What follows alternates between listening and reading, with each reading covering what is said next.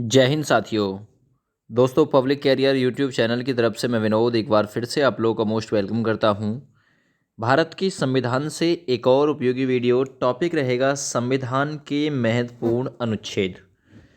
आपको पता होगा भारत का जब संविधान लागू किया गया था 26 जनवरी 1950 को, तो उस समय भारत के संविधान में 395 अनुच्छेद, 22 भाग व 8 अनुसूचियां थी।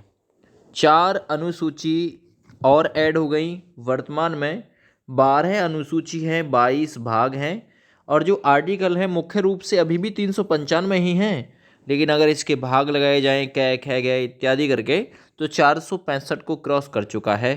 ठीक है ना, ये आंकड़ा। अब ये जो 4 अनुसूचियां थी ये कब जोड़ी गई? 9वीं अनुसूची जो जोड़ी गई थी 1951 में जोड़ी गई थी और इसके अंतर्गत राज्य द्वारा संपत्ति के अधिग्रहण की विधियों का उल्लेख किया गया था। 10वीं अनुसूची जो जोड़ी गई थी 52वें संविधान संशोधन 1985 के तहत जोड़ी गई थी, दल बदल शामिल है इसमें। 11वीं अनुसूची 73वें संविधान संशोधन 1993 यानी कि 1993 के द्वारा जोड़ी गई थी और इस 11वीं अनुसूची में पंचायती राज शामिल किया गया है। ठीक है ना, और पंचायती राज संस्थाओं को कार्य करने के लिए 29 विषय प्रदान किए गए हैं। ये भी इंपॉर्टेंट क्वेश्चन है। 12वीं अनुसूची 74वें संविधान संशोधन के द्वारा 1993 में ही जोड़ी गई थी और जिसमें स्थानीय स्वशासन संस्थाओं को कार्य करने के लिए 18 विषय इसमें प्रदान किए गए। इस प्रकार से 12 अनुसूची आप लोग की हो चुकी है। 22 भाग हैं। ठीक है, अनुच्छेद हम लोग कवर करने वाले हैं। महत्वपूर्ण वीडियो रहेगी। A to Z full to final information आपको आज की वीडियो में मिल जाएगा। एग्जाम में क्वेश्चन भी यहीं से फंस जाएगा। एक ही वीडियो काफ़ी है इस एग्जाम, किसी भी एग्जाम की तैयारी करने के लिए। सबसे पहला सवाल देखिए, संविधान सभा द्वारा पारित अंतिम रूप से संविधान में कुल कितने अनुच्छेद और अनुसूचियां थी? तो देखिए, मैं आप लोग को बता दूं कि जो अंतिम रूप से पारित किया गया था वो 26 नवंबर 1949 को पारित किया गया था संविधान सभा के द्वारा, या अंगीकार किया गया था। उस समय भारत के संविधान लागू होने की डेट 26 जनवरी 1950। क्यों? क्योंकि 26 जनवरी 1930 को भारत कांग्रेस के शासन में पहले स्वतंत्रता दिवस मना चुका था। तो डेट जो है वो इतिहास में बदनाम ना हो, इसलिए 26 जनवरी को पारित किया गया, 26 जनवरी 1950 को लागू किया गया था भारत का संविधान। अब जब अंतिम रूप से संविधान सभा ने पारित किया तो उस समय कितने अनुच्छेद व कितनी अनुसूचियां थी?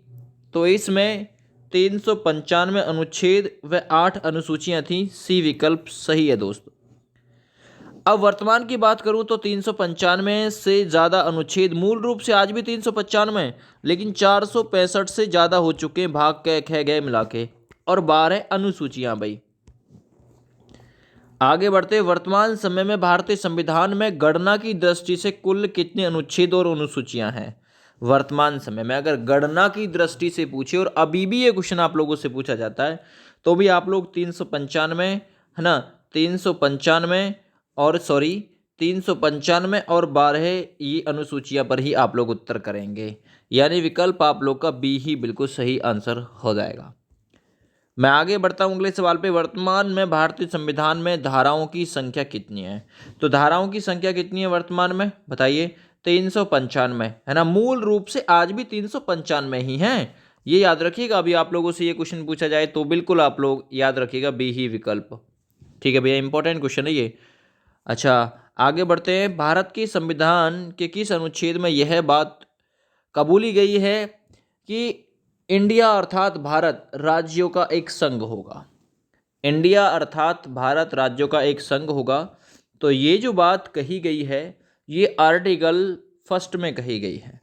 आर्टिकल फर्स्ट में कहा गया है, ये बात याद रखना। और भारत के संविधान का भाग 1 संघ एवं उसका राज्य क्षेत्र 1 से लेके 4 तक है ना, अनुच्छेद 1 से 4 तक वर्णित है। संविधान के अनुच्छेद 1 में भारत को क्या कहा गया है? बहुत ही बढ़िया सवाल है भाई। संविधान के अनुच्छेद 1 में क्या कहा गया है? तो राइट आंसर हो जाएगा इस सवाल का राज्यों का संघ नाम दिया गया है, डी विकल्प सही हो जाएगा। आगे बढ़ते, भारतीय संविधान के किन अनुच्छेदों में नागरिकता का प्रावधान दिया गया है? नागरिकता संबंधी प्रावधान, तो आर्टिकल 5 से 11 भाग 2 आर्टिकल 5 से 11 नागरिकता शामिल की गई है। आर्टिकल 1 से 4 भाग 1 संघ व उसका राज्य क्षेत्र। आर्टिकल 12 से 35 भाग 3 मौलिक अधिकार। ठीक है, याद रखिएगा। अगर मैं बात करूं 36 से 51 में क्या है? नीति निर्देशक तत्व भाग 4, है ना, याद रखना, ये चीज़ भी मैं बताता चलूंगा आप लोगों को।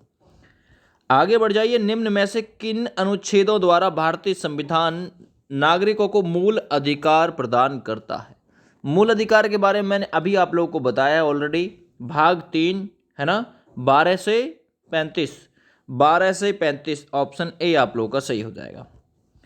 अगले सवाल पे आ जाइए दोस्त, नौकरियों तथा शैक्षणिक संस्थानों में समाज के कमजोर वर्ग के लिए आरक्षण उपलब्ध कराने के लिए केंद्र सरकार को संविधान का कौन सा अनुच्छेद अधिकार प्रदान करता है? कौन सा आर्टिकल? तो आर्टिकल 16 याद रखना, ये अधिकार प्रदान करता है।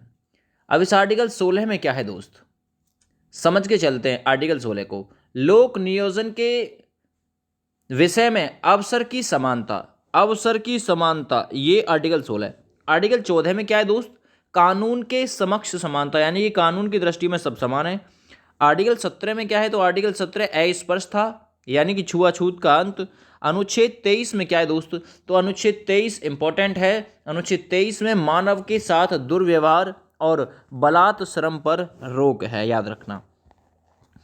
आगे बढ़िए, भारत के संविधान का निम्न में से कौन सा अनुच्छेद अस्पृश्यता का उन्मूलन यानी छुआछूत का उन्मूलन करता है, खंडन करता है तथा किसी भी रूप में इसके आचरण का निषेध करता है? तो आर्टिकल 17 करता है दोस्त, याद रखना। आर्टिकल 15 में क्या है? तो आर्टिकल 15 यह है, धर्म, जाति, लिंग, जन्म स्थान आदि के आधार पर भेदभाव नहीं किया जाएगा, तो ये वर्णित है। आर्टिकल 16 में क्या है दोस्त? आर्टिकल 16 में है लोक नियोजन के अवसर में समानता। आर्टिकल 18 में है उपाधियों का अंत, याद रखना। आगे बढ़िए, भारतीय संविधान का कौन सा आर्टिकल राष्ट्रपति के पद के लिए पुनः निर्वाचन की योग्यता निर्धारित करता है? पुनः निर्वाचन की योग्यता निर्धारित करता है। ठीक है, तो देखिए मैं आप लोगों को बता दूं, ये भाग 5 के अंतर्गत आता है, जिसमें संघ शामिल है। संघ भाग 5, अगर आर्टिकल की बात करूं तो 52 से 151 आर्टिकल तक है। ठीक है भैया, 52 से राष्ट्रपति शुरू होता है यहाँ से। तो देखिए जो आर्टिकल 52 में है, इसमें राष्ट्रपति के पद का उल्लेख किया गया है।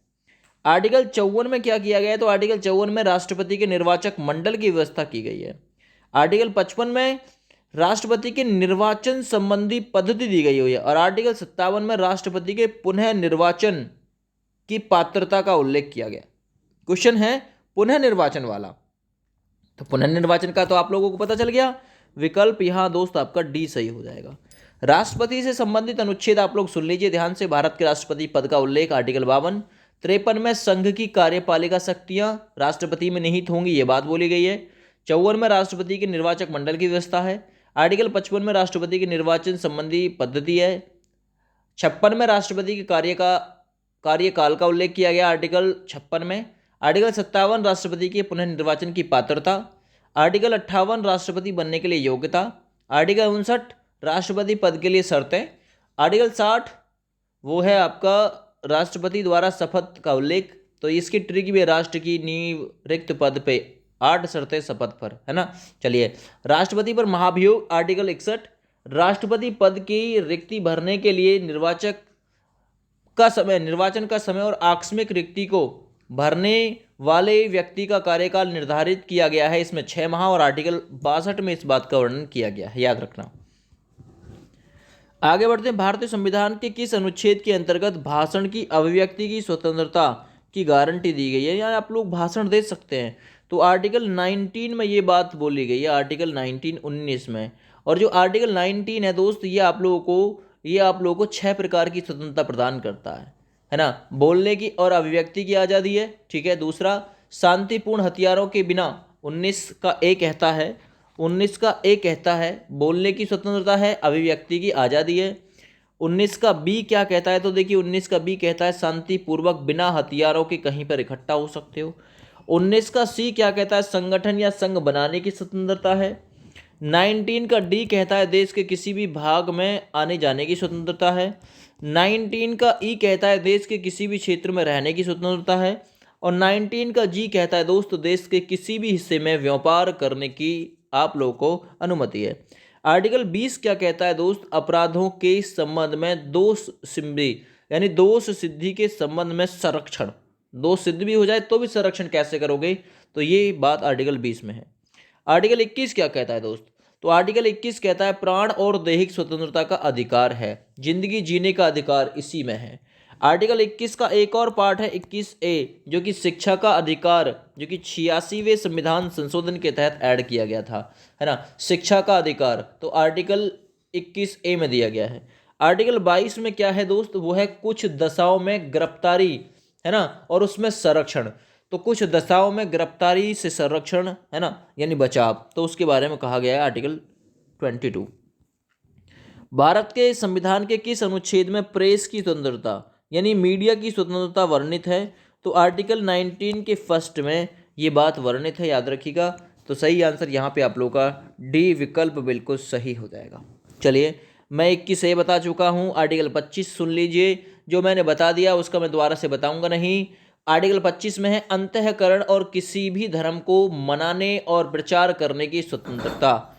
आर्टिकल 26 में है धार्मिक कार्यों के प्रबंध की स्वतंत्रता। आर्टिकल 27 में है किसी विशिष्ट धर्म की अभिव्यक्ति के लिए कर अर्थात टैक्स संबंधी स्वतंत्रता। आर्टिकल 28 में है सरकारी शिक्षण संस्थानों में धार्मिक शिक्षा नहीं दी जाएगी तथा धर्म विशेष के कार्यक्रम में शामिल होने के लिए बाध्य नहीं हो। तो आर्टिकल 28 में वर्णित है ये बात। 14 के बारे में मैंने ऑलरेडी आप लोग को बता दिया है। 14 में है कानून के समक्ष स्वतंत्रता। आ गया ये मौलिक अधिकारों के अंतर्गत कौन सा अनुच्छेद बच्चों के शोषण से संबंधित है? 13वां नंबर सवाल, तो बच्चों के शोषण से संबंधित है आर्टिकल 24। आखिर आर्टिकल 24 में है क्या? तो 24 में है कारखानों आदि भारी काम में 14 वर्ष से कम आयु के बच्चों पर प्रतिषेध अर्थात रोक है कि आप लोग 14 वर्ष से कम आयु के बच्चों को कारखानों में काम करने नहीं दे सकते। आर्टिकल 23 में क्या है दोस्तों? तो 23 में है मानव के साथ दुर्व्यवहार और बलात्श्रम। आर्टिकल 19 में मैंने आप लोग को बता दिया है बोलने और अभिव्यक्ति की स्वतंत्रता है, याद रखना ये चीज़। आर्टिकल 17 अस्पृश्यता यानी कि छुआछूत। आ गया ये भारत के संविधान के किस अनुच्छेद में अल्पसंख्यकों के हितों का संरक्षण दिया गया है? अल्पसंख्यक, है ना, SC ST, तो उनके हितों का संरक्षण जो दिया गया है वो आप लोग का दिया गया है आर्टिकल 29 में। यहाँ आपका बिल्कुल सही हो जाएगा 29 में दिया हुआ अल्पसंख्यक वर्ग को उनकी भाषा, लिपि और संस्कृति को संरक्षित करने का अधिकार है। आर्टिकल 30 भी अल्पसंख्यक वर्ग से संबंधित है, जिसमें अल्पसंख्यक वर्ग को शैक्षणिक संस्थान संचालित करने के अधिकार दिए गए हैं। आर्टिकल 32 जो है ये रिट संबंधी प्रावधान इसमें दिए गए हैं। संवैधानिक उपचारों का अधिकार भी दिया गया है आर्टिकल 19 में, सॉरी आर्टिकल 32 में। 19 में तो आप लोगों को बता दिया प्रेस की स्वतंत्रता 19A में। अगर 14 के बारे में बात करूँ तो इसके बारे में विधि के समक्ष स्वतंत्रता मैं ऑलरेडी बता चुका हूँ। आ गया ये कौन से अनुच्छेद के अंतर्गत भारत का सर्वोच्च न्यायालय अर्थात सुप्रीम कोर्ट नागरिकों के मौलिक अधिकारों की रक्षा करता है? तो कौन से आर्टिकल के तहत सुप्रीम कोर्ट ये काम करता है? आर्टिकल संबंधित है इससे, वो है 32।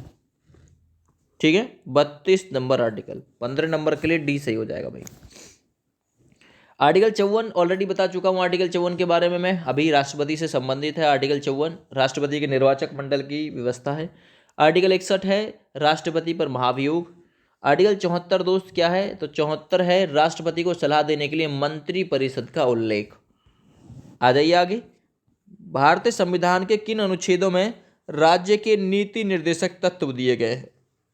राज्य के नीति निर्देशक तत्व भाग 4, भारत के संविधान का भाग 4, आर्टिकल 36 से 51। ठीक है, 36 से 51 याद रखना। आगे बढ़ते। भारतीय संविधान के अंतर्गत कल्याणकारी राज्य की अवधारणा निम्नलिखित में से किस अनुच्छेद में है? कल्याणकारी राज्य की अवधारणा, तो वह आर्टिकल 39 39, ये 39 आर्टिकल में है। 39 आर्टिकल में दोस्त समान कार्य के लिए समान वेतन का प्रावधान, समान न्याय और निशुल्क विधिक सहायता, ये भी वर्णित है।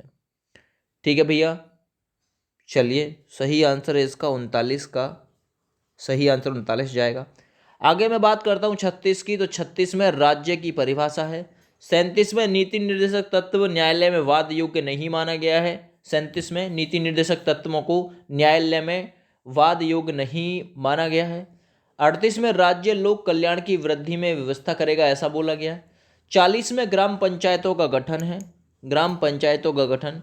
41 में कुछ परिस्थितियों में नागरिकों को काम, शिक्षा और लोक सहायता पाने का अधिकार है। आर्टिकल 31 क्या है दोस्त, आर्टिकल 31 के बारे में बता देता हूँ। आर्टिकल 31 जो है वो खारिज है। आर्टिकल 49 सुन लीजिए। 49 में क्या है, आर्टिकल 49 महत्वपूर्ण स्थानों और वस्तुओं का संरक्षण, महत्वपूर्ण स्थानों और वस्तुओं का संरक्षण।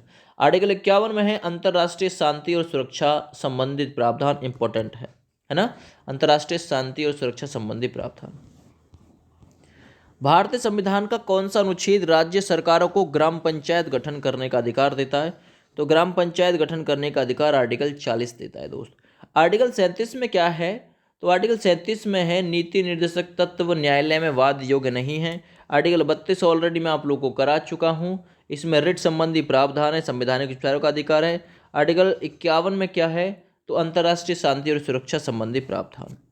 42वें संविधान संशोधन द्वारा किस अनुच्छेद में मौलिक कर्तव्यों को जोड़ा गया था? तो मौलिक कर्तव्य भारत के संविधान का भाग 4 के मूल कर्तव्य उसमें तो शामिल है। 51A आर्टिकल है, 51A। अच्छा, तो आर्टिकल 51 है, इसमें क्या है, अंतर्राष्ट्रीय शांति और सुरक्षा संबंधी प्रावधान, याद रखना। आगे बढ़ते, भारतीय संविधान के किस अनुच्छेद में मौलिक कर्तव्यों की चर्चा? मौलिक कर्तव्यों की संख्या कितनी है? 11। मौलिक अधिकारों की संख्या कितनी है? 6। तो मौलिक कर्तव्यों की चर्चा, मौलिक कर्तव्य, मूल कर्तव्य किस में शामिल हैं, बताइए जरा। मूल कर्तव्य 51A में शामिल है दोस्त। 51A भाग 4 का कै मौलिक कर्तव्य शामिल है। आ गया ये संघ की कार्यपालिका शक्ति राष्ट्रपति में निहित होती है, जिनका प्रयोग वह स्वयं या अपने अधिकारियों के द्वारा करेगा, ऐसा किस आर्टिकल में वर्णित है? सवाल नंबर 21। तो 21 नंबर के लिए दोस्तों सही आंसर जाएगा इस सवाल का, वो जाएगा आर्टिकल 53। आर्टिकल 53। 51 में मैंने बताया अंतर्राष्ट्रीय शांति और सुरक्षा संबंधी प्रावधान। 52 में मैंने बताया राष्ट्रपति पद का उल्लेख। 54 में मैंने बताया राष्ट्रपति निर्वाचक मंडल की व्यवस्था, है ना, 54 में ये आपका है। चलिए आगे बढ़ते हैं अगले सवाल पे। भारत के संविधान के किस अनुच्छेद के अंतर्गत भारत के राष्ट्रपति पर महाभियोग चलाया जा सकता है? महाभियोग मैंने बताया था आर्टिकल 61 में। आर्टिकल 75 क्या है, 75 नंबर सुन लीजिए, मंत्रियों से संबंधित अन्य उपबंध। आर्टिकल 76 में क्या है, फिर 76 में भारत का महान्यायवादी यानी अटॉर्नी जनरल है। अच्छा, आर्टिकल 85 में क्या है दोस्तों, ये भी इंपॉर्टेंट है, संसद के सत्र, सत्रावसान और विघटन संबंधी उल्लेख है। ठीक है। आर्टिकल 79 में संसद है, याद रखिएगा। आर्टिकल 80 में राज्यसभा है। आर्टिकल 81 में लोकसभा का उल्लेख है, याद रखिएगा, है ना। आर्टिकल 76 में क्या है, भारत के महान्यायवादी का उल्लेख है, याद रखना। आर्टिकल 75 में है मंत्रियों से संबंधित अन्य उपबंध, याद रखना। आर्टिकल 72 में है राष्ट्रपति की क्षमादान शक्ति, ये भी याद रखिएगा, ठीक है, पूछ सकता है। आर्टिकल 63 में क्या है दोस्त, आर्टिकल 63 में है उपराष्ट्रपति पद का उल्लेख, याद रखना ये चीज़ भी। आर्टिकल 64 में है भारत का उपराष्ट्रपति राज्यसभा का पदेन सभापति होगा, ऐसा आर्टिकल 64 में है। आर्टिकल 65 में आकस्मिक स्थिति में राष्ट्रपति नहीं होने की स्थिति में उपराष्ट्रपति राष्ट्रपति का कार्यभार संभालेगा, यह आर्टिकल 65 में है। आर्टिकल 66 में है उपराष्ट्रपति का निर्वाचक संबंधी प्रावधान। आर्टिकल 67 में दोस्त क्या है, उपराष्ट्रपति के कार्यकाल का उल्लेख है। आर्टिकल 68 में उपराष्ट्रपति पद की रिक्ति को भरने के लिए निर्वाचन का समय और आकस्मिक रिक्तियों को भरने वाले व्यक्तियों का कार्यकाल निर्धारित किया गया 6 माह। आर्टिकल 69 में दोस्त उपराष्ट्रपति जो शपथ है वो ग्रहण करेगा।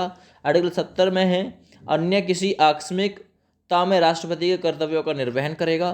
आर्टिकल 71 में राष्ट्रपति और उपराष्ट्रपति के निर्वाचन संबंधी विषय दिए गए हैं, ये आप लोग याद रखिएगा, ठीक है। आगे बढ़ते हैं। संविधान के किस अनुच्छेद में उपराष्ट्रपति का प्रावधान किया गया है, तो वो किया गया आर्टिकल 63। 76 ऑलरेडी बता चुका हूँ, देखिए बार बार बताने की जरूरत नहीं है, भारत का महान्यायवादी। आर्टिकल 52 राष्ट्रपति पद का उल्लेख। आर्टिकल 53 अगर आप लोगों से पूछे तो संघ की कार्यपालिका संबंधी शक्तियाँ राष्ट्रपति में निहित होंगी, ऐसा कहा गया है। संविधान के किस अनुच्छेद के अंतर्गत मंत्रीगण सामूहिक रूप से लोकसभा के प्रति उत्तरदायी होगी, ऐसा किस आर्टिकल में कहा गया? आर्टिकल 24। बहुत बढ़िया सवाल है भाई। तो आर्टिकल 24 का याद रखिएगा, ये बात कही गई है आर्टिकल 75 में। आर्टिकल 75 में ये बात कही गई। यार गठन की बात करें, गठन की तो 74 में, याद रखना ये चीज़। 74 में है राष्ट्रपति को सलाह देने के लिए मंत्रिपरिषद का गठन, 75 में मंत्रियों से संबंधित अन्य उपबंध, याद रखना। आगे बढ़ते हैं। संविधान का कौन सा अनुच्छेद मंत्रिपरिषद के गठन के बारे में आधारभूत नियम निर्धारित करता है? तो वो आर्टिकल यहाँ आपका 75 हो जाएगा। ठीक है भैया, 75 हो जाएगा सवाल नंबर 25 के लिए। चलिए, आर्टिकल 26 बता चुका हूँ, 32 बता चुका हूँ। 356 सुन लीजिए दोस्त, 356 इंपॉर्टेंट है। 356 राष्ट्रपति शासन, 356 राष्ट्रपति शासन, ऐसे याद रख लीजिएगा, इंपॉर्टेंट हो जाएगा। इसके साथ साथ चलता है 352। 352 में क्या है ये पूछा जाता है। 352 में आपातकाल की घोषणा का उल्लेख है। 353 आपातकाल की घोषणा का प्रभाव है। 356 राष्ट्रपति शासन है। 356 के साथ साथ में 360 चलता है, वित्तीय आपात है। 352 राष्ट्रीय आपात है, आप लोग याद रखिएगा ये चीज़ भी। आगे बढ़ते अगले सवाल पे। नेक्स्ट, भारत के महान्यायवादी की नियुक्ति से संबंधित अनुच्छेद कौन सा है? सवाल नंबर 26 इंपॉर्टेंट क्वेश्चन रहेगा। तो भारत के अटॉर्नी जनरल की नियुक्ति से संबंधित आर्टिकल है आर्टिकल 76 यानी कि 76। आर्टिकल 53 बता दिया, 63 बता दिया, 79 में संसद बता दिया, इसमें उपराष्ट्रपति, और इसमें 53 नंबर में बता दिया राष्ट्रपति से संबंधित आर्टिकल है आर्टिकल 53। और आर्टिकल 53 मैंने बताया था संघ की कार्यपालिका संबंधित शक्तियाँ राष्ट्रपति में निहित होंगी। आगे बढ़ते, कौन सा अनुच्छेद संसद के दोनों अधिवेशनों के बीच 6 माह के अंतराल की अनिवार्यता का उल्लेख करता है? किसमें कहा गया है कि संसद के 2 अधिवेशनों के बीच कम से कम 6 माह का समय होना चाहिए? तो ये बात कही गई है आर्टिकल 85 में, 85 नंबर आर्टिकल, ये इंपॉर्टेंट हो जाएगा। ठीक है, 85 नंबर संसद की 17 सत्र विघटन संबंधित उल्लेख है। आर्टिकल 83 में क्या है? संसद के सदन की अवधि का उल्लेख है।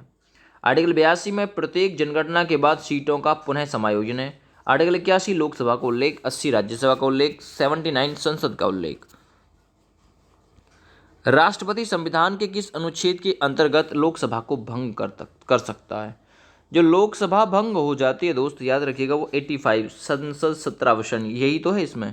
आर्टिकल 95 क्या है दोस्त? 95 में है अध्यक्ष के रूप में कार्य करने तथा कर्तव्य की पालना करने के लिए उपाध्यक्ष की शक्तियों का उल्लेख है। आर्टिकल 356 राष्ट्रपति शासन। आर्टिकल 365 में क्या चीज़ है? तो देखिए 365 इंपॉर्टेंट हो जाता है। 365 में जो वर्णन है, चलिए 365 को छोड़ दीजिए, कोई इतना खास नहीं है। आगे बढ़ते हैं। नेक्स्ट, संविधान के किस अनुच्छेद द्वारा संसद की संयुक्त अधिवेशन या संयुक्त बैठक बुलाई जाती है? तो ये बात जो है, ठीक है ना, आप लोग याद रखिएगा आर्टिकल 108 के तहत, 108 के तहत, 108 आर्टिकल में ये कहा गया है, ठीक है भैया, कि जो आपका संयुक्त बैठक है वो बुलाएगा राष्ट्रपति, लेकिन उसकी अध्यक्षता कौन करेगा? लोकसभा अध्यक्ष, याद रखना। ठीक है, 108 नंबर क्वेश्चन, 108 नंबर आर्टिकल है। कुछ दशकों में दोनों सदनों की संयुक्त बैठक है। आर्टिकल 106 में क्या है? फिर 106 में है संसद सदस्यों या सदस्यों के वेतन और भत्ते। आर्टिकल 110 में धन विधेयक की परिभाषा, बहुत इंपॉर्टेंट है धन विधेयक की परिभाषा। आर्टिकल 162 में बजट का उल्लेख यानी वार्षिक वित्तीय विवरण का उल्लेख है। आगे बढ़िए, लोकसभा एवं राज्यसभा के संयुक्त अधिवेशन के बीच या विषय में प्रावधान संविधान के किस अनुच्छेद में दिया गया है? आर्टिकल 108। 105 में संसद के सदन की तथा उनके सदस्यों की समितियों की शक्तियाँ और विशेष अधिकार का उल्लेख है। आर्टिकल 110 बता दिया मैंने, धन विधेयक की परिभाषा है। आर्टिकल 85 बता दिया, संसद सत्रावसान, ठीक है ना, विघटन संबंधी उल्लेख। 31 संविधान के किस अनुच्छेद में धन विधेयक की परिभाषा दी गई है? 31 नंबर क्वेश्चन, धन विधेयक की जो परिभाषा है वो आर्टिकल 110 में है। आर्टिकल 103 क्या है? फिर 103 में छोड़ दीजिए, 3 इंपॉर्टेंट नहीं है। आर्टिकल 109 देखिए, धन विधेयक के संबंध में विशेष प्रक्रिया है। आर्टिकल 124 इंपॉर्टेंट हो जाता है, सर्वोच्च न्यायालय यानी कि एसपी सुप्रीम कोर्ट, सर्वोच्च न्यायालय की स्थापना और गठन का उल्लेख किया गया है। आर्टिकल 123 में राष्ट्रपति को अध्यादेश जारी करने की शक्ति प्रदान की गई है, ये भी आप लोग याद रखिएगा। 120 आर्टिकल इंपॉर्टेंट है, ठीक है, संसद में प्रयोग की जाने वाली भाषा यहाँ पे दे रखी है। आगे बढ़ते नेक्स्ट क्वेश्चन की तरफ। भारतीय संविधान का कौन सा अनुच्छेद भारत के सिंचित कोष से संबंधित है? भारत के सिंचित कोष से संबंधित आर्टिकल कौन सा है? ये क्वेश्चन नंबर है यहाँ पे आपका 32। ये भी है 112 का 29, 146 का तीसरा, 148 का छठा पार्ट। तो ये आपका उपरोक्त सभी सही हो जाएगा। आगे बढ़ते, भारतीय संविधान का निम्न में से कौन सा अनुच्छेद भारत के राष्ट्रपति को अध्यादेश जारी करने की शक्ति देता है? तो मैंने बताया था 1, 2, 3 ये अध्यादेश जारी करने की शक्ति प्रदान करता है। आर्टिकल 78 देख लीजिए। 78 के बारे में हालांकि मैं बता चुका हूँ। 78 के बारे में आप लोगों को राष्ट्रपति को जानकारी देने के लिए प्रधानमंत्री के कर्तव्य हैं। आर्टिकल 74 में राष्ट्रपति को सलाह देने के लिए मंत्रिपरिषद का उल्लेख है। आगे बढ़ते हैं, भारत के संविधान के किस अनुच्छेद में सुप्रीम कोर्ट ने न्यायाधीश पर या सुप्रीम कोर्ट के न्यायाधीश पर ठीक ना महाभियोग चलाने का प्रावधान किया गया है? आर्टिकल कौन सा है फिर वो? 124। आर्टिकल 124 सवाल नंबर 34 याद रखना ये चीज। नेक्स्ट बढ़ जाइए अगले क्वेश्चन पे। राष्ट्रपति सर्वोच्च न्यायालय से संविधान के किस अनुच्छेद के अंतर्गत परामर्श ले सकता है? तो कौन सा आर्टिकल उसे परामर्श लेने का अधिकार प्रदान करता है? आर्टिकल 143। आर्टिकल 312 इंपॉर्टेंट है। 312 में क्या, जरा आप लोग ध्यान से देखिएगा। 312 में अखिल भारतीय सेवाओं का उल्लेख है। आर्टिकल 352 के बारे में ऑलरेडी बता चुका हूँ। 352 में आपका आपातकाल है। 123 में मैंने ऑलरेडी बता दिया आप लोगों को कि 123 में क्या है दोस्त जो 123 है इसमें राष्ट्रपति की अध्यादेश जारी करने की शक्ति है। सर्वोच्च न्यायालय अपने द्वारा सुनाए गए किसी निर्णय या आदेश का पुनर्वालोकन कर सकता है। यह व्यवस्था भारत की संविधान के किस अनुच्छेद में की गई है? तो ये सही आंसर हो जाएगा 137 में उल्लेख किया गया है ना, याद रखना 137। 138 में क्या कहा गया भाई? 138 सुन लीजिए आप लोग ध्यान से, छोड़ दीजिए 138 को। चलिए 143 पे मैं देखता हूँ। 143 में कोई इंपॉर्टेंट होगा तो मैं बता दूंगा। 143 वैसे है इंपॉर्टेंट, मैंने बताया है इसके बारे में। उच्चतम न्यायालय यानी सुप्रीम कोर्ट से परामर्श लेने के लिए राष्ट्रपति की शक्ति है। अब देखते हैं मतलब क्वेश्चन नंबर 37 को। संविधान के निम्न में से किस अनुच्छेद में यह व्यवस्था की गई है कि उच्चतम न्यायालय द्वारा विनिश्चित विधि भारत के राज्य क्षेत्र के भीतर सभी न्यायालय पर आबद्ध कर होगी या फिर लागू होगी? तो ये किस आर्टिकल में बोला गया है? सही आंसर हो जाएगा आर्टिकल रहेगा 141 यानी कि आर्टिकल 141। आर्टिकल 141 हो गया ये। आर्टिकल 142 तो 142 को आप लोग स्किप कर सकते हैं। 143 को भी आप लोग स्किप कर लो ना तो सोच लो। सुप्रीम कोर्ट के परामर्श करने की राष्ट्रपति की शक्ति है। आर्टिकल 144 सिविल पुलिस एवं न्यायिक पदाधिकारियों द्वारा उच्चतम न्यायालय की सहायता यानी उच्चतम न्यायालय की सहायता के जो कार्य होंगे वो करेगा। सिविल संहिता कह सकते हैं आप लोग ये 144 में। आ गया ये भारतीय संविधान में सर्वोच्च न्यायालय तथा उच्च न्यायालय के न्यायिक पुनर्वालोकन की शक्ति प्रदान की गई है। ये किस आर्टिकल के तहत है ना? चलिए न्यायिक पुनर्वालोकन तो आर्टिकल 32 में दिया गया है। आर्टिकल 368 संविधान संशोधन की प्रक्रिया साउथ अफ्रीका से। आर्टिकल 226 में क्या है भाई? तो आर्टिकल जो 226 है ये भी इम्पोर्टेंट है। इसमें उच्च न्यायालय द्वारा रिट यानी कि हाई कोर्ट द्वारा जो रिट होती हैं वो। और आर्टिकल 13 जो है इसमें क्या प्रावधान है? तो भाई आर्टिकल जो 13 है देखिए 12 में है राज्य की परिभाषा। आर्टिकल 13 में मौलिक अधिकारों पर नियंत्रण करने की विधियां। आर्टिकल 5 में संविधान की शुरुआत में नागरिकता। आर्टिकल 6 में पाकिस्तान से भारत आने वाले व्यक्तियों को नागरिकता। आर्टिकल 7 में भारत से पाकिस्तान जाने वाले को नागरिकता। आर्टिकल 8 में भारत के बाहर रहने वाले प्रवासियों को नागरिकता। आर्टिकल 9 में विदेशी नागरिकता लेने पर भारतीय नागरिकता से वंचित होने का प्रावधान है। आर्टिकल 10 में नागरिकता के अधिकार से बने रहना। आर्टिकल 11 में है संसद द्वारा नागरिकता अधिकार कानूनों का विनिमय, है ना। चलिए बहुत बढ़िया। आर्टिकल 1 में संघ और उसका राज्य क्षेत्र। आर्टिकल 2 में नए राज्यों की स्थापना का प्रावधान। आर्टिकल 3 में राज्यों की सीमा और नाम में परिवर्तन करने का अधिकार। आर्टिकल 4 में पहली और चौथी अनुसूची के संशोधन तथा अनुपूरक विषयों संबंधी उपबंध दिए गए हैं दोस्त। ठीक है, चलिए आगे बढ़ते अगले सवाल पे। संविधान के किस अनुच्छेद के अंतर्गत अधीनस्थ न्यायालय या जिला न्यायालय का प्रावधान किया गया है? 39 नंबर सवाल आर्टिकल 233 में ये प्रावधान किया गया है। अभी जो 231 आर्टिकल है दोस्त, इसमें क्या वर्णित है? 231 आर्टिकल, दो या दो से अधिक राज्यों के लिए एक ही उच्च न्यायालय की स्थापना, ये वर्णित है इसमें। आर्टिकल 131 में क्या है दोस्त? तो आर्टिकल जो 131 है ये भी बढ़िया है, और आप लोग बढ़िया तो है, छोड़ सकते हो, कोई दिक्कत नहीं है। आर्टिकल 143 में क्या है? उच्चतम न्यायालय से परामर्श करने की राष्ट्रपति की शक्ति। अब नंबर देखिए 40वां, भारतीय संविधान का कौन सा अनुच्छेद संवैधानिक प्रावधानों की संघीय संसद या राज्य विधान पालिकाओं द्वारा बनाए गए नियमों कानूनों पर प्राथमिकता प्रदान करता है? कौन सा आर्टिकल है? तो आर्टिकल है 245, याद रखिएगा, ऑप्शन सी सही हो जाएगा। आर्टिकल 13 बता दिया मैंने, आर्टिकल 32, आर्टिकल 326 भी बता दिया है, नहीं तो दोबारा से देख लीजिए आर्टिकल 326 में क्या है।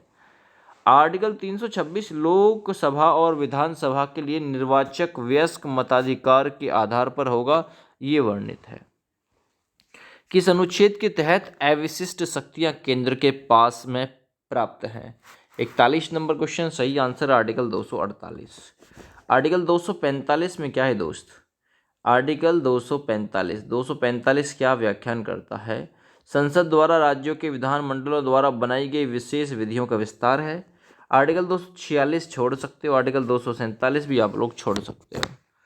आगे आ जाइए नेक्स्ट, राज्यों द्वारा प्रार्थना करने पर भारत की संसद उन राज्यों के लिए किस अनुच्छेद के अंतर्गत कानून बना सकती है?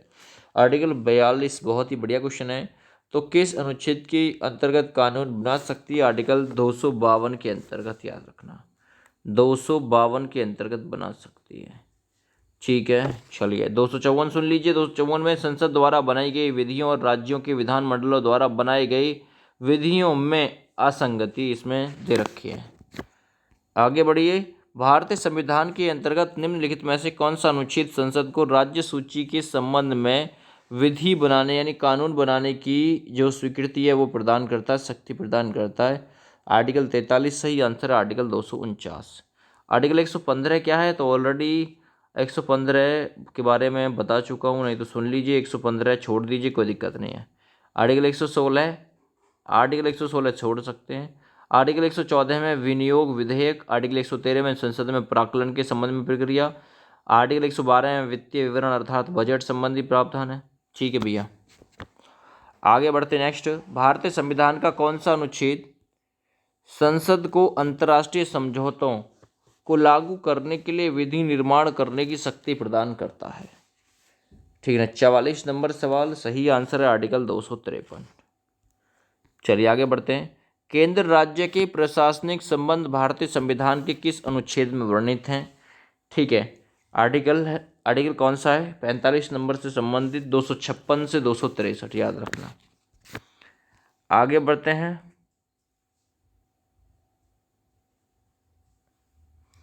संविधान के किस अनुच्छेद के अंतर्गत केंद्र सरकार राज्य सरकार को निर्देश दे सकती है? तो आर्टिकल 256 के तहत, जिसमें 256 निर्देश। अंतर्राज्यीय परिषद के गठन का प्रावधान संविधान के किस अनुच्छेद में किया गया है? अंतर्राज्यीय परिषद, जो इम्पोर्टेंट आर्टिकल है वो मैं बताता चलूँगा। आर्टिकल 280 जो है इसमें वित्त आयोग का गठन दे रखा है, ये इम्पोर्टेंट है, 280 पूछा जा चुका है, तो इसे आप लोग याद रखिएगा। जो इम्पोर्टेंट है वो मैं बताता चलूँगा। वित्त आयोग 281 में वित्त आयोग की सिफारिश है। 292 में भारत सरकार द्वारा उधार लेना। 293 में राज्य सरकार द्वारा उधार लेना इत्यादि हैं। 267 में आकस्मिक निधि दे रखी है। 267 में 266 नंबर आर्टिकल में भारत की सिंचित निधि का उल्लेख है, पूछ सकता है सिंचित निधि 266 में उल्लेख है ना, याद रखना ये चीज़ पूछ सकता है। चलिए, तो ये यहाँ पे अंतर्राज्यीय परिषद का गठन का प्रावधान किस आर्टिकल में है? तो 47 नंबर के लिए 263 बिल्कुल सही है। आगे बढ़ते हैं, अगला, भारतीय संविधान के किस अनुच्छेद के अंतर्गत वित्त आयोग का गठन? ऑलरेडी बता दिया है, ठीक है ना, 280 है ना। तो आपको 368 संविधान संशोधन की प्रक्रिया साउथ अफ्रीका से ली गई। 370 जम्मू कश्मीर को एक विशेष राज्य का दर्जा प्राप्त था, लेकिन अब नहीं है। संपत्ति का अधिकार संवैधानिक अधिकार है, यह कथन या ये बात बताई गई है। ठीक है, संपत्ति का अधिकार संवैधानिक अधिकार है, यह आर्टिकल 300 के कै में वर्णित है। 300 के कै में, याद रखना ये चीज़। आगे बढ़ते हैं। भारतीय संविधान के किस अनुच्छेद में नैसर्गिक न्याय के प्रसिद्ध सुनवाई, ठीक है ना, नैसर्गिक न्याय के प्रसिद्ध सिद्धांत सुनवाई के अधिकार का समावेश किया गया है? सवाल नंबर 50। तो आर्टिकल 311 में कहा गया है दोस्त। आगे बढ़ते हैं। भारतीय संविधान के किस अनुच्छेद में नई अखिल भारतीय सेवाओं की स्थापना का प्रावधान किया गया है? तो किस आर्टिकल में यह प्रावधान किया गया, जरा बताइए। सही आंसर हो जाएगा आर्टिकल 311।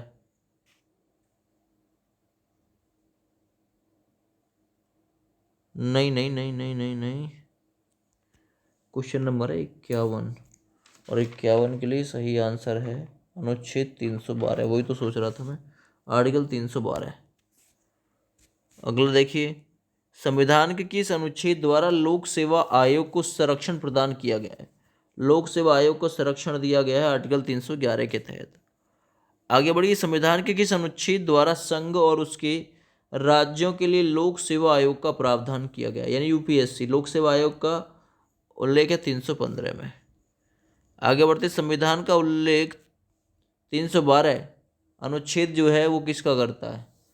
तो 312 में अखिल भारतीय सेवाओं से संबंधित प्रावधान है। आगे। संघ लोक सेवा आयोग के कार्यों का उल्लेख किस अनुच्छेद में है? तो आर्टिकल 320 में है भाई। आगे बढ़ते हैं। भारतीय संविधान के किस अनुच्छेद में निर्वाचन आयोग के प्रावधान दिए गए हैं? निर्वाचन आयोग, ये क्वेश्चन इंपॉर्टेंट है। 56 नंबर सवाल। तो निर्वाचन आयोग का उल्लेख 324 में है, उपयोगी सवाल होगा। तो भाई भारत के संविधान में मैंने बताया था निर्वाचन आयोग का जो प्रबंध है वो आर्टिकल 324 में प्रबंध है, तो 324 इसका उत्तर था। अगला सवाल देखते हैं, सवाल नंबर 57। लोकसभा में एंग्लो इंडियन समुदाय के प्रतिनिधित्व के लिए प्रावधान संविधान के किस अनुच्छेद के अंतर्गत किया गया था? लेकिन अब एंग्लो इंडियन समुदाय जो है ये समाप्त कर दिया गया है लोकसभा से। राज्यसभा में 12 सदस्य अभी भी हैं। ठीक है भैया, चलो। तो सवाल नंबर 57 में दोस्त सही आंसर क्या हो जाएगा? सही आंसर हो जाएगा आर्टिकल 331। अगला सवाल देखिए। अनुसूचित जाति और अनुसूचित जनजाति के लिए राष्ट्रीय आयोग गठित करने का प्रावधान संविधान के किस अनुच्छेद में किया गया है? तो 338 में 338 के ए में किया गया दोस्त। अगले सवाल को करते हैं। संविधान के किस अनुच्छेद के अंतर्गत हिंदी को राजभाषा का दर्जा दिया गया है? तो हिंदी को राजभाषा का दर्जा आर्टिकल 343 के फर्स्ट के अनुसार दिया गया है। 343 से 351 तक हिंदी ही है, और 351 में हिंदी के विकास के लिए निर्देश दिए गए हैं। हिंदी भारत के संविधान के भाग 17 में और भारत के संविधान की 8वीं अनुसूची में 22 भाषाओं को जगह दी गई है। आगे आइए। किस अनुच्छेद में यह प्रावधान किया गया है कि संघ की राजभाषा हिंदी तथा लिपि देवनागरी होगी? आर्टिकल है 343। ऑप्शन यहाँ पे बी सही हो जाएगा। सवाल नंबर देखते हैं 61। संविधान के किस अनुच्छेद में हिंदी भाषा के विकास के लिए निर्देश दिया गया है? ठीक है, तो हिंदी भाषा के विकास के लिए जो निर्देश दिया गया है वो आर्टिकल 61 नंबर में सही आंसर हो जाएगा सी विकल्प, 61 का सी।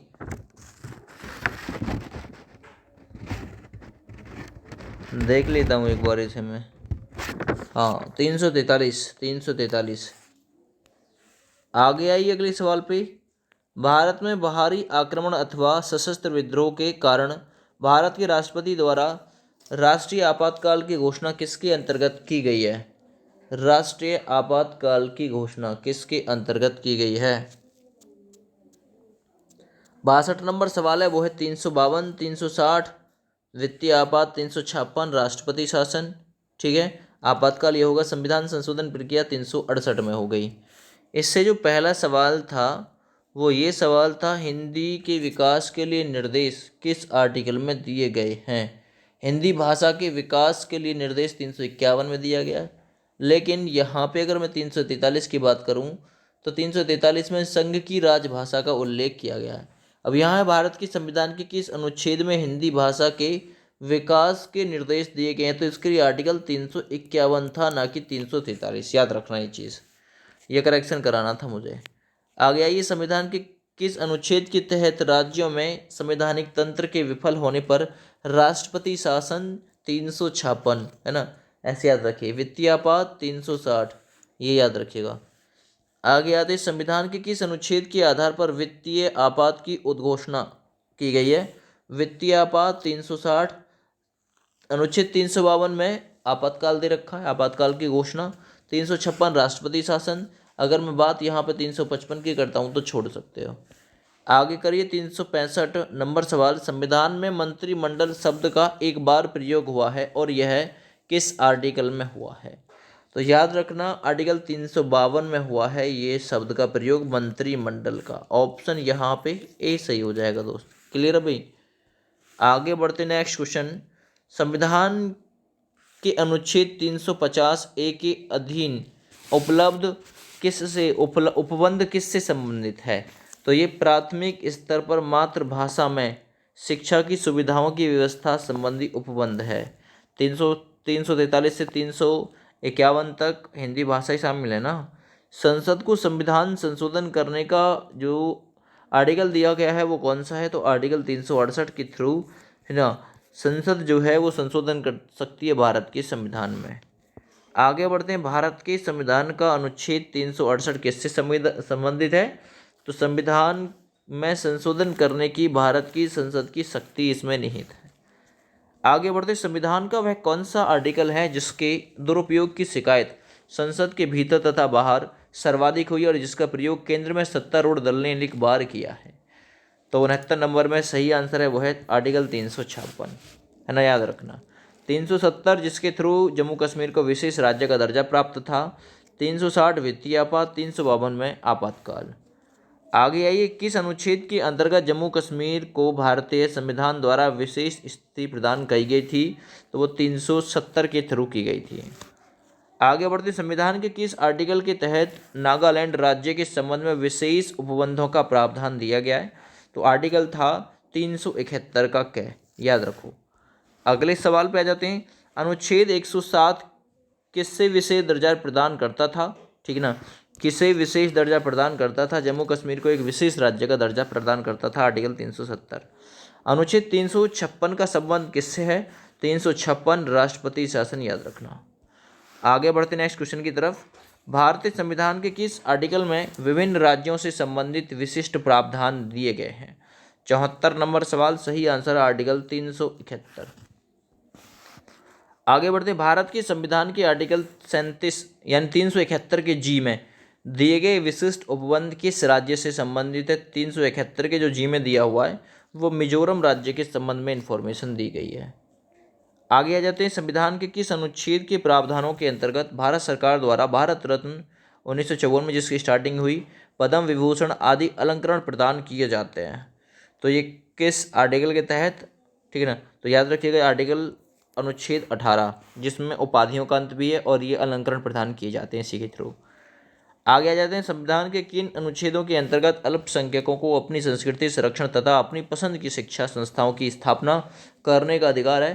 तो वो आर्टिकल और कोई नहीं है, अनुच्छेद 29 व अनुच्छेद 30 है। आगे बढ़ते हैं। संविधान के किस अनुच्छेद में यह व्यवस्था की गई है कि प्रत्येक राज्य शिक्षा के प्राथमिक स्तर पर मातृभाषा में ही शिक्षा की पर्याप्त सुविधाओं की व्यवस्था करने का प्रयास करेगा? तो ये किस आर्टिकल में है? आर्टिकल 350, है ना, 350 78 का 350 का ए में उल्लेख है, याद रखना। अगला क्वेश्चन सूची फर्स्ट का सूची सेकंड से 54 में क्या है, 75 में क्या है, 155 में क्या है? तो आप लोगों को 54 का तो पता है, ठीक ना, 54 का तो आप लोगों को पता है भारत का राष्ट्रपति का निर्वाचक मंडल है, तो ए नंबर के लिए पहला ही सही है। 75 प्रधानमंत्री और मंत्रिपरिषद की नियुक्ति है, 75 बिल्कुल सही है। 155 में राज्य के राज्यपाल की नियुक्ति है, बहुत बढ़िया है ये। 164 में मुख्यमंत्री और मंत्रिपरिषद की नियुक्ति है। तो यहाँ आप लोगों का 1 2 3 4 1 2 3 4 यानी कि पहला ही ऑप्शन सही हो जाएगा। आगे बढ़ते, भारत के संविधान में समानता का अधिकार 5 अनुच्छेदों द्वारा प्रदान किया गया है, कौन कौन से हैं? तो अनुच्छेद 14 से अनुच्छेद 18 ये समानता से संबंधित है। आगे बढ़ते हैं। नीति निर्देशक सिद्धांतों के निम्नलिखित में से अनुच्छेद में से कौन सा अंतर्राष्ट्रीय शांति और सुरक्षा की संवर्धन से है? तो आर्टिकल 51। 81 नंबर में ए विकल्प सही हो जाएगा दोस्त। आर्टिकल 48 के कै में क्या है? मैं आपको 48 का कै बताता हूँ। पर्यावरण, वन तथा वन्य जीवों की रक्षा है। 48 में कृषि एवं पशुपालन। 49 में राष्ट्रीय स्मारकों की रक्षा करना है। 51 के में मूल कर्तव्य, 50 में कार्यपालिकाओं से न्यायपालिका का पृथक्करण, 51 में अंतर्राष्ट्रीय शांति व सुरक्षा शामिल है। ठीक है, याद रखना, ये चीज़ पूछी जा सकती है। आगे बढ़ते हैं, सूची फर्स्ट का सूची सेकंड से आप लोग को मिलान करना है। जरा करिए कौन से में कौन सा है, सूची फर्स्ट का सूची सेकंड से मिलान। तो जरा करिए, यानी कि अनुच्छेद 323 के ए में है प्रशासनिक अधिकरण, यानी कि ए नंबर के लिए दूसरा। अच्छा, बी नंबर के लिए कौन सा है फिर? 324 में निर्वाचन, यानी कि बी नंबर के लिए पहला। अनुच्छेद 330 में क्या है फिर? अनुच्छेद 330 में जो है लोक, यानी लोक के लिए अनुसूचित जनजाति तथा अनुसूचित जाति लोक नियोजन के लिए। अनुच्छेद 320 लोक सेवा आयोग के कार्य, यानी कि 2143, 2143 ऑप्शन यहाँ पे आपका सही है, सी से। आगे, भारत के संविधान के अनुच्छेद 355 के अधीन संघ का वह दायित्व है। संघ का क्या दायित्व है? बाहरी आक्रमण और आंतरिक अशांति से राज्य की सुरक्षा करेगा, संघ का ये दायित्व है। जब केंद्रीय मंत्रिमंडल वर्ष 2002 में चुनाव सुधारों पर अध्यादेश बिना किसी बदलाव के राष्ट्रपति को वापस भेजा था, तब राष्ट्रपति ने भारतीय संविधान के कौन से अनुच्छेद के अंतर्गत अपनी सहमति दे दी थी? तो वो था आर्टिकल 123, याद रखना। आगे बढ़ते हैं, गुजरात में विधानसभा के चुनाव वर्ष 2002 को स्थगित करने के चुनाव आयोग के निर्णय की विधि मान्यता पर उच्चतम न्यायालय की राय जानने के लिए राष्ट्रपति ने उच्च न्यायालय से अनुरोध भारतीय संविधान के कौन से अनुच्छेद के अंतर्गत किया था? तो वो आर्टिकल था आर्टिकल 143। आगे बढ़ते हैं, भारत के संविधान के निम्नलिखित अनुच्छेदों में से किसके अनुसार प्रत्येक राज्य की कार्यपालिका शक्ति का इस प्रकार से प्रयोग किया जाएगा जिससे कोई प्रतिकूल प्रभाव ना पड़े? तो वो किया जाएगा भाई, आर्टिकल इससे संबंधित है, 86 नंबर सवाल है, अनुच्छेद 258। संविधान के निम्नलिखित में से अनुच्छेद में उपबंध है कि 14 वर्ष से कम उम्र के बच्चों को किसी कारखाने में काम करने के लिए नियोजित नहीं किया जाएगा, किसी अन्य परिसंकट में नियोजन में नहीं लाया जाएगा। 87 नंबर सवाल, तो ये जो बात वर्णित है 87 नंबर में, ये बात आपकी जो वर्णित है आर्टिकल 24 में वर्णित है, 24। आगे बढ़ते हैं, भारत के संविधान में समानता का अधिकार 5 अनुच्छेदों द्वारा प्रदान किया गया है, 14 से 18 में, याद रखिएगा। आगे बढ़ते हैं, सूची फर्स्ट का सूची सेकंड से मिलान, कौन से में क्या दे रखा है? 280 वित्त आयोग है, याद रखना ये चीज़। सबसे पहले आप लोग कमजोर कड़ी को पकड़िए, ठीक है भैया। उसके साथ साथ में भारत का नियंत्रण महालेखा परीक्षक आर्टिकल 315 में ही है, प्रशासनिक अधिकरण 148 में, संघ लोक सेवा आयोग 323 के ए में, यानी कि 1 2 3 4। क्या ये सही है इसका? क्या ये बात सही है? 1 2 3 4 गलत है, ठीक है। वित्त आयोग 280 में है, ठीक है, यानी कि बी नंबर के लिए दूसरा सही है। नियंत्रक महालेखा परीक्षक 148 में है, ए नंबर के लिए तीसरा, बी नंबर के लिए दूसरा, सी नंबर के लिए यानी कि प्रशासनिक अधिकरण 323 के ए में है, सी के लिए चौथा, और डी के लिए हो जाएगा यहाँ पे आपका पहला ऑप्शन, यहाँ आपका ए ही सही हो जाएगा दोस्त। आगे बढ़िए, भारत के संविधान के किस अनुच्छेद के अंतर्गत भारत सरकार का दायित्व है कि वह आक्रमण एवं आंतरिक अशांति से राज्यों की रक्षा करेगा? तो यह आर्टिकल 355 इसकी वर्णन करता है, 355 में ये बात का बोली गई है। आगे बढ़िए, भारत के संविधान के अनुच्छेद 3 के अनुसार संसद विधि द्वारा, है ना, कौन कौन से यहाँ पे विकल्प सही हो जाएंगे? किसी भी देश पर आक्रमण करने की घोषणा कर सकेगी, गलत बात। किसी भी राज्य सीमा में परिवर्तन कर सकेगी, तो ये बात ठीक है। किसी भी राज्य का क्षेत्रफल बढ़ा सकेगी, ये बात भी ठीक है। किसी भी राज्य के अंतर्गत स्वायत्त परिषद की स्थापना करेगी, गलत बात। तो कौन सी बात ये सही है? 2 व 3। भारतीय संविधान के किस अनुच्छेद के अंतर्गत नियंत्रण एवं महालेखा परीक्षक की नियुक्ति संबंधी प्रावधान दिया हुआ है, यानी सीएजी संबंधित? तो आर्टिकल 148। आगे बढ़ते हैं, भारत के प्रत्येक नागरिक का वह कर्तव्य होगा प्राकृतिक पर्यावरण संरक्षण सुधार, है ना। ये संविधान का कौन सा आर्टिकल कहता है कि पर्यावरण का संरक्षण सुधार इसमें करेगा? तो ये आर्टिकल 48 का ए कहता है। राज्य विधानसभाओं में आंग्ल भारतीय समुदाय के लिए प्रतिनिधित्व का प्रावधान भारत के संविधान के किस अनुच्छेद के संबंध में किया गया था? तो वो था आर्टिकल 333 के संबंध में। 95 नंबर, भारतीय संविधान का कौन सा अनुच्छेद भारत की विदेश नीति से संबंधित है? विदेश नीति से जो संबंधित है आर्टिकल 51 है। अगला सवाल देखिए, भारतीय संविधान के किस अनुच्छेद के अंतर्गत अंतर्राष्ट्रीय समझौतों को प्रभावी बनाने हेतु संसद राज्य सूची के विषय पर कानून बना सकती है? तो ये वर्णन आर्टिकल 253 में है। निम्नलिखित में से भारतीय संविधान के किस अनुच्छेद का उपयोग अभी तक नहीं किया गया है? तो किस अनुच्छेद का? तो ये वित्तीय आपात यानी कि 360 वाले अनुच्छेद का, यानी वित्तीय आपात भारत में धन की कमी कभी नहीं हुई है। अगला, भारतीय संविधान के अनुच्छेद 17 में उपबंध किया गया है।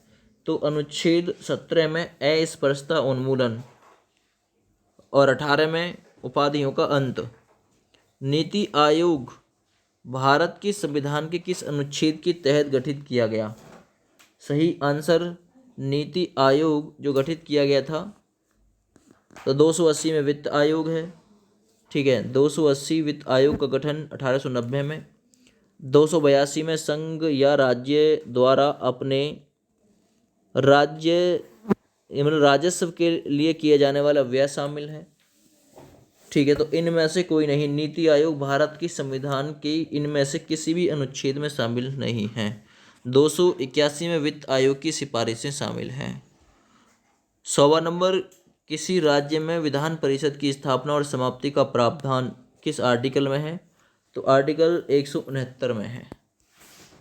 101, भारतीय संविधान के किस अनुच्छेद में अनुसूचित जातियों और अनुसूचित जनजातियों के लिए आरक्षण का प्रावधान किया गया है? तो ये प्रावधान भारत के संविधान के आर्टिकल 335 में किया गया है।